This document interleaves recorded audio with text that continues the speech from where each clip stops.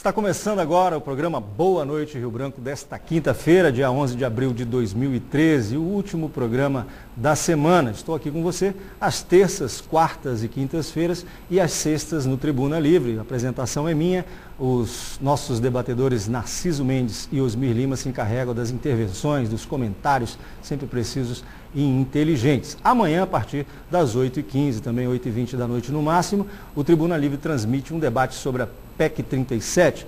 Nós já abordamos esse assunto aqui na terça e na quarta-feira e vamos retomá-lo em forma de debate amanhã, no Tribuna Livre, a partir das 8h15 da noite. Neste primeiro bloco nós vamos falar de política, é uma paixão de todo o acreano. E para falar sobre esse assunto, eu recebo aqui com muita honra, muita satisfação mesmo, Eduardo Machado, presidente nacional do PHS. Presidente, seja bem-vindo ao Acre. Muito obrigado. Boa noite. Boa noite, querido Aquivaldo. Prazer enorme estar aqui. E registro também a presença do vice-presidente do partido, o Cláudio Maciel. Seja bem-vindo aos estúdios da TV Rio Branco. Boa noite, Rio Branco. E também ambos se fazem acompanhar pelo secretário-geral do partido, Luiz França. Secretário, o que os traz aqui ao Acre, tão distante, um estado tão distante, porque esse interesse no PHS do Acre, da Executiva Nacional? Bom, o partido está passando por um processo de qualificação dos quadros. Temos percorrido todo o Brasil. Para você ter uma ideia, no ano passado eu fiz mais de 150 viagens. Então esse trabalho incessante é para que a gente possa cada vez mais aprimorar os quadros, qualificar os nossos quadros. O partido é um partido muito voltado para a área da formação política.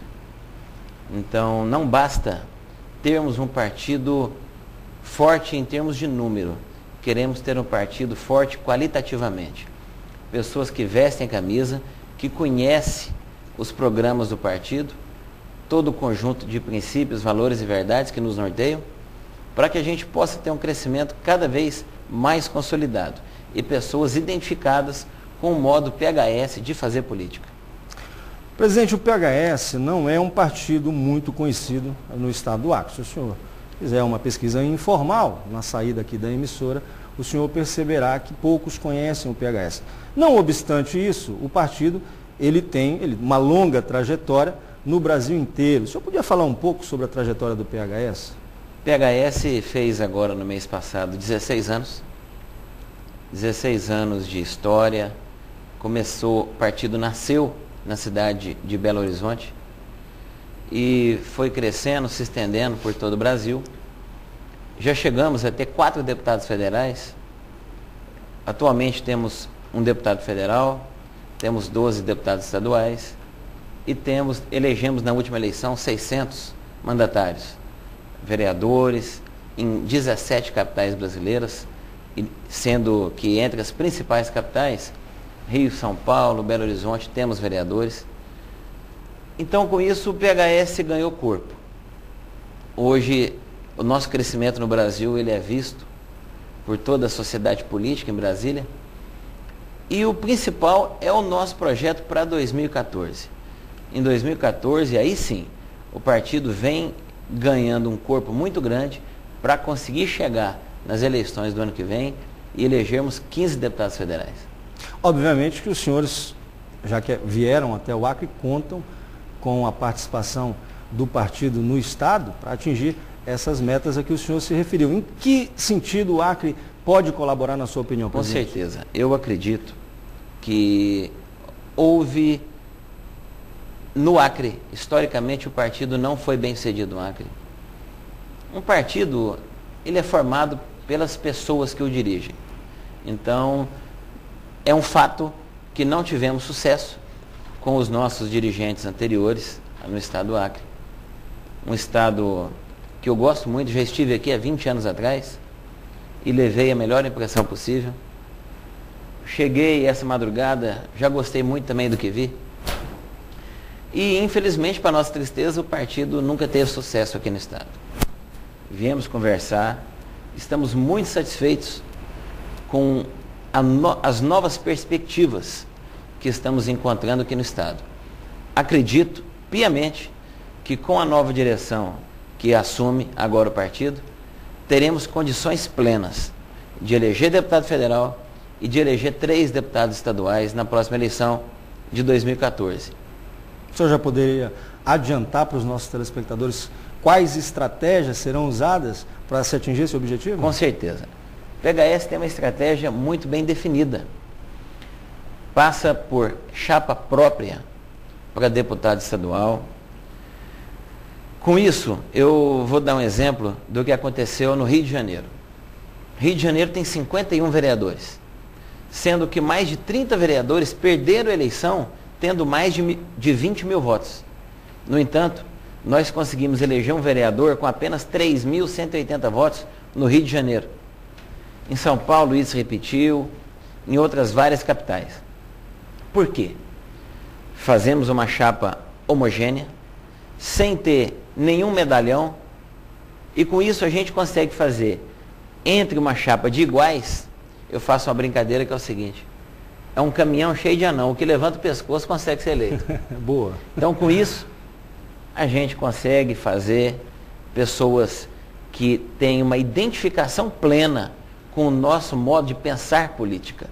Porque não adianta eu simplesmente convidar uma pessoa que não pensa igual a mim, que não pensa igual ao partido, ao nosso colegiado, para que ele seja eleito. Nossa ambição não é simplesmente de ter mandatários, mas de ter pessoas que pensam como o PHS pensa. E o que identifica alguém que pensa como nós? Eu diria basicamente o seguinte: na sociedade brasileira e na mundial, existem ricos e pobres. O rico, ele tem dinheiro para ter uma torneira de ouro na casa dele. O pobre, talvez, o máximo que ele consegue é ter uma torneira de plástico. Mas cabe a um gestor, um administrador, identificado com o PHS, fazer com que a água mineral que saia da torneira de ouro do rico e da torneira de plástico do pobre tenha a mesma qualidade. As pessoas não podem ser distinguidas pela sua classe social. O governo tem que dar a mesma condição de vida para o rico e para o pobre. No que vem do governo, tem que vir igual. Se a pessoa tem condições de conseguir algo mais por sua iniciativa própria, respeitemos por isso. Mas o governo tem que ser igualitário no tratamento. Isso marca uma pessoa que se encaixa como humanista e solidarista. Presidente Eduardo Machado, nas eleições passadas, agora para prefeito da capital, o PHS concorreu, indicou um vice na chapa da deputada federal Antônia Lúcia, então candidata pelo PSC, só que essa dobradinha não vingou, no meio do caminho recuaram. Ou seja, o posicionamento, pelo menos nas eleições passadas, repetindo-se o que já vinha acontecendo em outras eleições, é de que o PHS ele figura na oposição. No plano nacional é diferente? Os senhores estão com a presidente Dilma? No plano nacional é diferente. No plano nacional, o partido faz parte da base da presidenta Dilma. Eu fui convidado para ser um membro do conselho político dela. Inclusive, recentemente, numa viagem que a presidenta fez ao estado do Paraná, eu fui convidado para integrar a comitiva presidencial. Agora, sobre a pergunta que você fez em relação a Rio Branco, eu fico muito à vontade de responder o seguinte: o PHS, diferentemente de outros partidos, nós damos total autonomia aos dirigentes estaduais e municipais.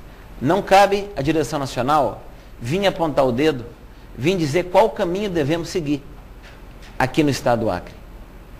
Quando nós nomeamos um dirigente, nós fazemos isso porque acreditamos nele. Então, ao acreditarmos, confiamos plenamente a boa condução do partido. Porém, quando chegam as eleições, vem a prova dos 9. Se acontece, como aconteceu na eleição passada, com todo respeito aos gestores anteriores, em que não elegemos nenhum prefeito, nenhum vice-prefeito, nenhum vereador no estado do Acre, fica inquestionável o desempenho. Portanto, não tinha como não agirmos, a direção nacional não agir em buscar novas pessoas para gerir o destino do partido no estado. Escolhida essa pessoa, eu posso garantir, ela terá plena autonomia para fazer o que for de melhor para os interesses do solidarismo e do humanismo no estado do Acre. Presidente Eduardo Machado, qual o estado que o PHS se destaca pelo desempenho diferente, já que nós estamos citando o Acre, do que houve aqui, por exemplo? Graças a Deus, vários estados, mas eu citaria com muita alegria aqui o estado de Minas Gerais, que inclusive temos como nosso líder maior em Minas Gerais o nosso primeiro vice-presidente nacional, que é Cláudio Maciel, que está aqui no estúdio. No estado de Minas Gerais nós temos deputado federal, temos deputado estadual, temos vereador na capital, temos outros 6 vereadores, 6 prefeitos no interior do estado e mais de 100 vereadores e quase 10 vice-prefeitos. Então, é um exemplo de um estado que cresce vigorosamente, seja no sentido qualitativo, seja no quantitativo. Daqui de Rio Branco, os senhores seguem para outro lugar ou retornam a Brasília? Amanhã eu sigo direto para a cidade de Londrina, no Paraná, onde eu participo de um evento, de uma plenária estadual do PHS, na cidade de Arapongas, que é vizinha de Londrina, uma cidade muito boa, com mais de 150 mil habitantes, cujo prefeito é do PHS. Okay. Presidente, o senhor chegou esta madrugada de Brasília e muitos brasileiros estavam acompanhando com muita expectativa a iminência de uma votação, mais um anúncio de que haveria uma votação da reforma política, e essa votação, pelo jeito, não aconteceu. O que o senhor diria sobre a reforma? Por que ela não aconteceu, presidente? Ela não aconteceu e não vai acontecer, ao menos esse ano, porque alguns deputados, eu diria que especificamente nesse caso o deputado Henrique Fontana, que era o relator da reforma política do PT do Rio Grande do Sul, o deputado, ao propor uma reforma, ele tem que levar em consideração os interesses plurais do sistema político. Ele criou uma proposta que prejudica gigantescamente os pequenos e médios partidos. Portanto, ele só contemplava os grandes. Então, ele só contaria com votos grandes. Ou seja, não tinha como ser aprovado, porque nós temos uma Câmara dos Deputados, um Congresso Nacional plural. Nós temos deputados de 15 partidos lá dentro. Então, não se pode construir uma proposta para beneficiar só o próprio partido do autor da reforma. Eu considero que a reforma política, ela é importante. Ela é importante, mas não no formato proposto. É claro que eu posso parecer eu sou parte interessada em dizer o que eu vou dizer, mas não se pode acabar com o pluripartidarismo no Brasil. Eu defendo que se existam vários partidos, e eu explico por quê. Há 20 anos atrás, 30 anos atrás, quando tínhamos no Brasil apenas 2 ou 3 partidos políticos, só a elite conseguia ser candidato. Correto. O filho do pobre, a pessoa humilde, não tinha condição nem de ser eleita, não, Arquibaldo. Não tinha condição de ser candidato.